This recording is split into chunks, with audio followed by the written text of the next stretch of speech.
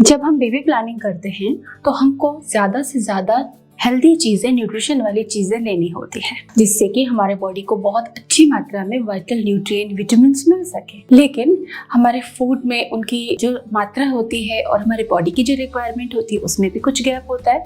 तो हमारी हमेशा कोशिश होती है कि हम ज़्यादा अच्छी मात्रा में न्यूट्रिएंट लें, साथ में हम सप्लीमेंटेशन भी लेते हैं। लेकिन कई बार आप जो घर में खाना पकाते हो, जो तरीके यूज़ करते हो, उससे फूड के अंदर अवेलेबल न्यूट्रिएंट भी खराब हो जाते हैं। आज मैं इसी टॉपिक पे बात करूंगी। बहुत ज़रूरी विषय लगा क्योंकि मैंने कई लोगों को देखा कि वो फूड कुकिंग प्रैक्टिसेस में बहुत पुअर हैं, उन्हें नहीं पता। तो इसके लिए भी अवेयरनेस तो होनी चाहिए। और हाँ, यह वीडियो बहुत ही कॉमन है। आप अपने फैमिली में दूसरे लोगों को भी जिनकी आप फिक्र करते हो उन्हें शेयर कर सकते हो। वेलकम अगेन टू यूट्यूब सहेली चैनल। आज हम एक नए विषय पे बात करेंगे जहां मैं आपको बताऊंगी कुकिंग प्रैक्टिसेस, जो गुड प्रैक्टिसेस हैं उसके बारे में, जिससे आपके फूड का न्यूट्रिशन खत्म नहीं होगा, मैक्सिमम न्यूट्रिशन बचा रहेगा। सो सबसे पहले बात ये करते हैं कि हम फूड को कुक ही क्यों करते हैं। अगर उसमें रॉ ही बहुत सारा न्यूट्रिशन है तो हम उसको क्यों नहीं खा लेते। तो बात ये है कि फूड को कुक करना इसलिए ज़रूरी है कि उसमें न्यूट्रिशन के साथ साथ कुछ हार्मफुल बैक्टीरियाज, हार्मफुल ऑर्गेनिजम्स भी होते हैं और उसको किल करना बहुत ज़रूरी है। अदरवाइज वो हमारे पेट में जाके बहुत ज़्यादा सेहत को नुकसान पहुंचा सकते हैं। फूड की कुकिंग बहुत ज़रूरी है। पूरी दुनिया में जो इंडियन वे ऑफ कुकिंग है वो बहुत अच्छा है। अलग अलग लोग अलग अलग देशों में अलग अलग मान्यताएं हैं, वो इसे गलत सही भी बता सकते हैं। लेकिन अगर सेहत के लिहाज से देखा जाए, आयुर्वेदा सबसे प्राचीन जो शास्त्र है स्वास्थ्य को लेकर, उसको देखें तो इंडियन कुकिंग मेथड बहुत अच्छे हैं। लेकिन क्या डे टू डे में हम उन प्रैक्टिसेस को सही से फॉलो कर रहे हैं, इसी को आज हम जानेंगे। इंडियन कुकिंग में हम फैट यूज़ करते हैं।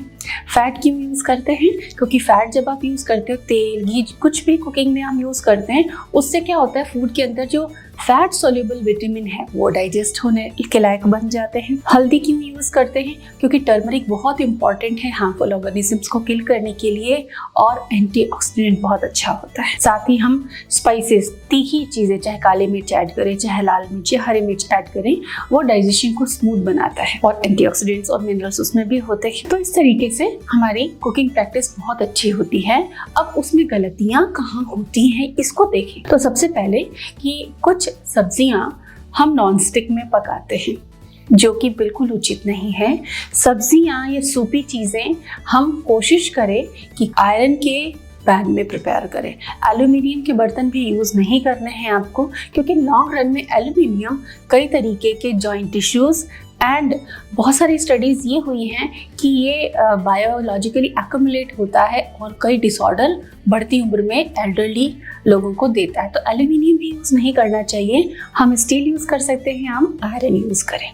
तो जैसे लीफी वेजिटेबल्स हैं, जो पत्ते वाली सब्जियां हैं, उनको आयरन पैन में कुक करें, तुरंत ही ट्रांसफ़र कर लें, जिससे कि वो काली नहीं पड़ेगी। लौकी, तरोई भी हमको आयरन पैन में ही प्रिपेयर करनी चाहिए। इसके अलावा आपके पास ऑप्शन है कि आप स्टील के कुकवेयर्स यूज़ कर सकते हैं। दालों को जब आप बनाते हो तो दालों में कुछ ऐसे कंपाउंड्स होते हैं जो कि डाइजेशन को गड़बड़ करते हैं, ब्लोटिंग करते हैं और गैस करते हैं। फिर आप भागते हो कि अरे ये दाल खाई तो मुझे तो बड़ी गैस बनी, ये दाल मुझे नहीं खानी है। तो देखिए, दालों में भी काफ़ी अच्छा न्यूट्रिशन होता है। तो हमको दालें तो खानी है, लेकिन उसके जो एंटी न्यूट्रिएंट तत्व हैं उसके अंदर उसको निकाल के खाना है। तो सिंपल सी बात है, निकलेगा कैसे? कोई विधि है? हाँ, बड़ी सरल विधि है कि दालों को जब आप बनाने जाते हो तो अगर आपको सुबह दाल बनानी है तो रात को एक बोल में पानी में भिगो के आप रख दीजिए फ्रिज में। बाहर भी रख सकते हो अगर आपके यहाँ का तापमान ठीक है, कम है तो, ताकि दाल खट्टी ना हो, खराब ना हो। कम से कम 2 घंटे आप ज़रूर भिगोएं। कोशिश करें कि 2-3 घंटे दाल को पकाने से पहले आप पानी में भिगोएं, फिर 1 या 2 वॉश कर लें, फिर उसको कुक करें। प्रेशर कुकर से दाल गल जाती है और साथ में उसमें सारे एंटी न्यूट्रिएंट्स बने रह जाते हैं। जो खुले बर्तन में अगर कभी आप बनाएं तो झाग आती रहती है दाल पर, जो कि पहले के समय में दादी वगैरह को देखा होगा कि खुले भगोने में या बड़े तसले में दाल बनती थी और झाग आती थी तो बीच बीच में हटाती रहती थी। तो वो कुकर में कुक करने पर उसी के अंदर रिटेन रह जाती है और वो ब्लोटिंग का रीज़न बनती है। और इससे डाइजेशन भी पुअर हो जाता है। तो दालों को अगर आप भिगो के भी बनाते हैं कुकर में तब वो एंटी न्यूट्रिएंट निकल जाएगी और दाल आपके लिए पौष्टिक बनी रहेगी। तीसरी चीज़ ये कि हम कई बार कुकिंग करते हैं तो आप जैसे पैन लिया, सब्जी आपने बनानी है, आपने पैन लिया, ऑयल डाला एंड उसमें कुछ तड़का ऐड करके सब्जी को फ्राई किया। कभी भी प्री हीट किए बिना आप सब्जियों को पैन में ना डालें। पैन को आप प्री हीट करें एक ऑप्टिमम टेम्परेचर पे कि अब पैन रेडी है सब्जियों को डालने के लिए, फ्राइंग के लिए। कभी भी नॉर्मल ठंडा सा रहे, हल्का गर्म हुआ है तभी ना डालें, ये एक ज़रूरी बात है।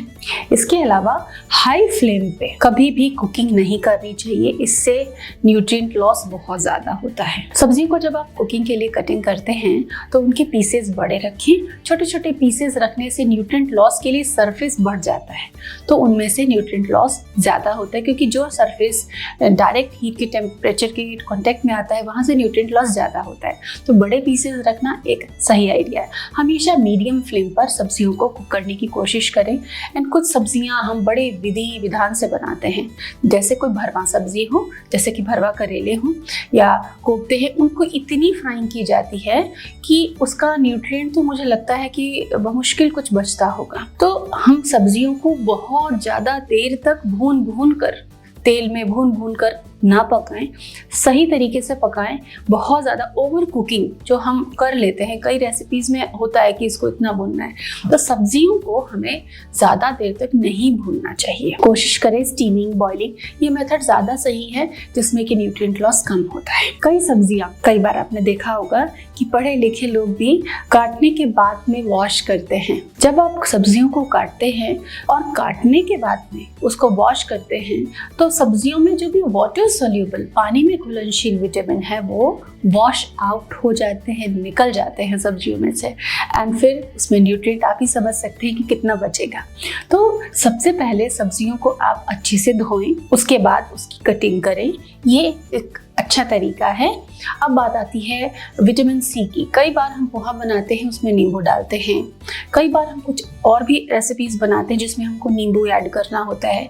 तो देखिए विटामिन सी जो है, जो बहुत पावरफुल एंटीऑक्सीडेंट है और वो हर दिन हमें लेना होता है ज़रूरी मात्रा में, क्योंकि इसका स्टोरेज नहीं होता बॉडी के अंदर।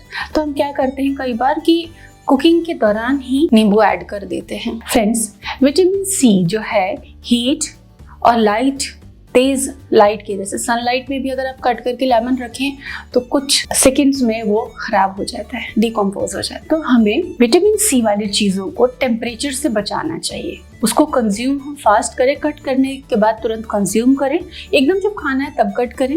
पोहा जब सर्व कर रहे हैं तब ऊपर से नींबू डालें।